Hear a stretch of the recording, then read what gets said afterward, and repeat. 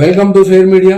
ఇవాళ ఒక లేఖ, తన తండ్రికి కూతురు రాస్తున్నటువంటి లేఖ, నాన్న నిన్ను చివరి చూపు చూస్తానా అనే టైటిల్ తోటి. మీరు వినండి దయచేసి చివరి వరకు. నాన్న నిన్ను చివరి చూపు చూస్తానా? నేను క్షేమం, యుద్ధంలో ఉన్న నీ క్షేమాన్ని కోరటం అత్యాశ అవుతుంది. నిన్ను చూసే, నీతో మనసారా మాట్లాడే అవకాశం నాకు ఎలాగూ లేదు. కనీసం నిన్ను చివరి చూపు చూస్తానో లేదోనని ఆందోళనతో ఈ బహిరంగ లేఖ రాస్తున్నాను.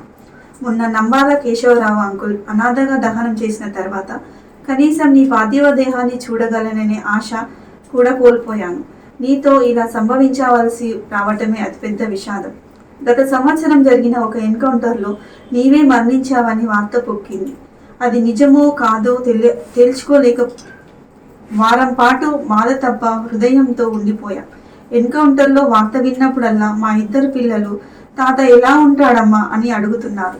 సరిగా 40 ఏళ్ల కిందట నాన్న ఎలా ఉంటాడమ్మా అని నేను మా అమ్మని అడిగిన రోజులు నా స్మృతి పదంలోకి వచ్చాయి. కాలం చూడు ఎలా గడిచిపోయిందో. నీవు అజ్ఞాతంలోకి వెళ్ళి 50 ఏళ్ళు గడిచాయి. మొన్న ఎవరో అంటే విన్నాను, నీవు మల్లోజుల వెంకటేశ్వరరావు, గణపతి అంకుల్ మొదటి తరం నాయకులని మీ జీవితంలో 3వ వంతు ప్రజలకు అంకితం చేశారు. ఏ మనిషికైనా ఇలాంటి జీవితం అరుదుగా లభిస్తుంది. స్వతంత్ర పోరాటంలో వీరుల గాథలను పుస్తకాలతో చదివాను. ఇప్పుడు స్వయంగా నా తండ్రి అలాంటి చరిత్రలో భాగమైనందుకు గర్వంగా ఉంది. నేను పుట్టే నాటికే నీవు విప్లవాన్ని ప్రేమించావని అమ్మ చెప్పింది. అంతకు మునిపే నీవు అమ్మను ప్రేమించావు. ఆమె నీవు కోరుకున్న విప్లవాన్ని ప్రేమించి పొత్తిళ్లలో ఉన్న నన్ను వదిలేసి నీతో వచ్చింది. తల్లి తండ్రి ఉండి కూడా అనాథలా బతికాను. నిరాదరణ, ఈసెడలింపులు జీవితాన్ని వెక్కరించాయి. దుఃఖం కట్టలు తెంచుకొని నిద్రలేని రాత్రులు నాతో సహవాసం చేశాయి.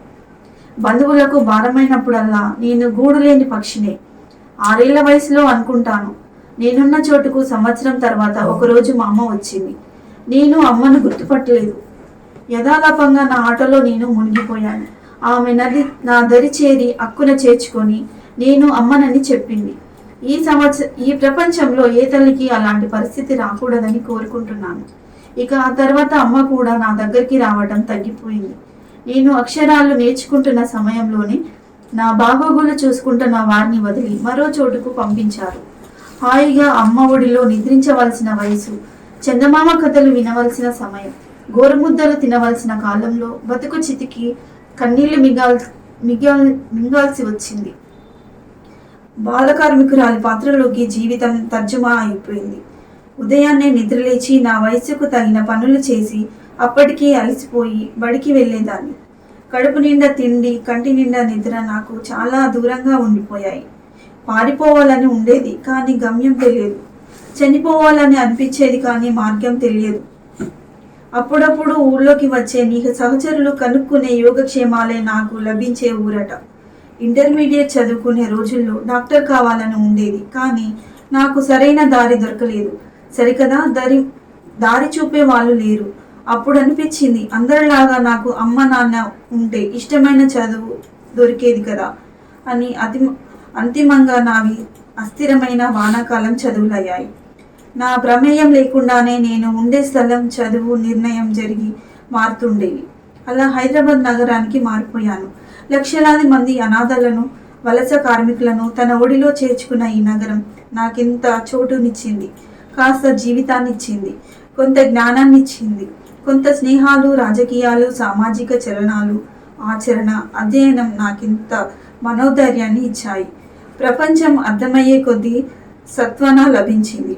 సరిగ్గా ఈ సమయంలోనే నా జీవితాన్ని అల్లకొల్లోలం చేసిన పిడుగు లాంటి వార్త విన్నాను. చంటిపిల్లగా నన్ను వదిలేసిపోయిన మా అమ్మ ఎన్కౌంటర్ అయ్యింది.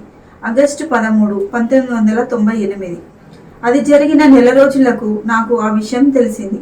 అనాథ శవంగా మా అమ్మ మిగిలిపోయింది. ఆమెను ఎవరో ఖననం చేశారు. పిచ్చిదానిలా హైదరాబాద్ రోడ్లు పట్టి తిరిగాను.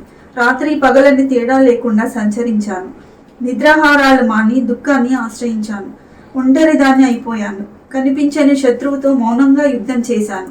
తండ్రి ఉండి రాలేడు, తల్లి మరణించింది. ఈ జీవితం ఎందుకని ఎన్నోసార్లు అనిపించింది.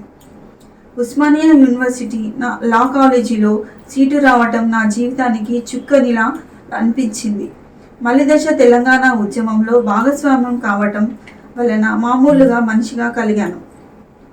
కానీ నేను మళ్ళీ పెళ్లి చేసుకున్న రోజు నీవు నా పక్కన ఉంటే ఎంత బాగుండునో కదా.